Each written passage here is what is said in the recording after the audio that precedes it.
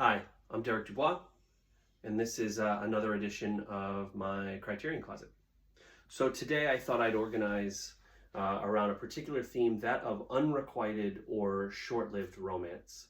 I can think of no better kind of date night movie than one in which there's this kind of magical frisson that emerges between two individuals on screen, and especially if there's some sort of denial of that, it makes things all the better. That I'll start with probably a seminal classic, Wong Kar-wai's In the Mood for Love, a film that never actually shows the couple come together in any very specific way, but the longing and the restraint that is conveyed through doorways and corridors and slow motion. I don't know that I've ever seen a film so beautifully shot. Christopher Doyle is a magician, and what they achieved with this particular film, oh my goodness, it resonates. This is probably the least known of the films that I'll talk about today. This is Léon, Morin, Priest by Melville. This is from 1961, so this is after the French New Wave is in full swing.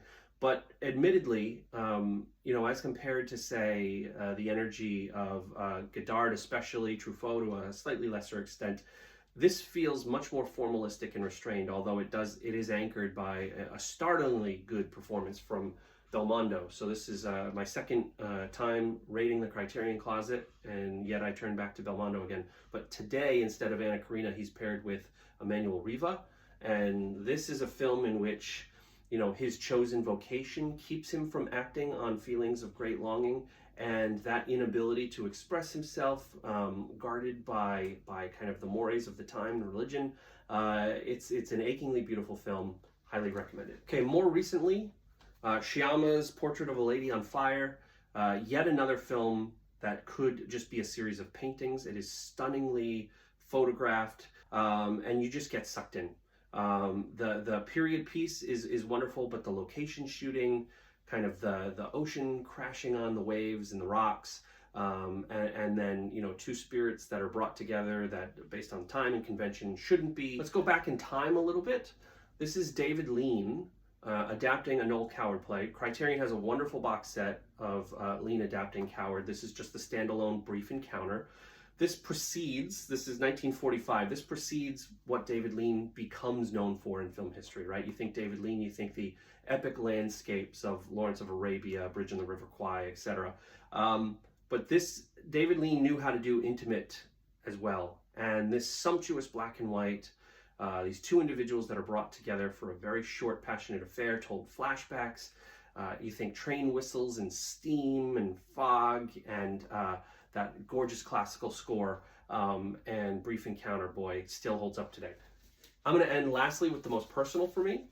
This is Linklater's Before Trilogy. To me, this is the greatest trilogy of all time, bar none.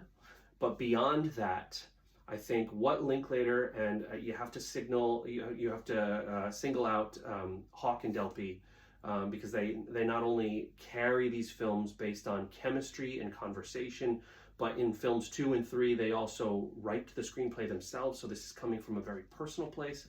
But boy, the idea of Linklater taking a kind of a real-time 90-minute snippet, start to finish, sampling of where these two characters are, Celine and Jesse, every 9 years for essentially, almost 3-decade period. What an incredible feat. And yes, when film scholars talk about Linklater, they often talk about his obsession with time. We saw that probably realized most fully in Boyhood, but that doesn't give him enough credit, because these films are romantic. They are gorgeous to look at. Essentially, they're 90-minute conversations that unspool while two individuals come together at different points in their lives. The first one in Vienna, the second one in Paris, the third in Greece. They are gorgeous to look at. They are intellectual. These are fully, deeply realized characters. The first film is essentially a young man's adolescent wet dream. Somebody meeting Julie Delpy on a train and convincing her to get off with him, no pun intended. But then, 9 years later, there's much more maturity. I think it becomes a sexier film in Before Sunset, especially that last 90 seconds or so. listening to the jazz in Julie Delpy's apartment. And then Before Midnight is a sucker punch of a film that feels the most real of all of them. For anybody that has been married for an extended period of time, you will know how real that film feels. And there is something so achingly depressing yet beautiful at the same time about it. They're shot beautifully. They are performed beautifully. I don't think Hawke or Delpy are celebrated enough as actors. We should be talking about them as two of the greats, and Linklater continues to astound.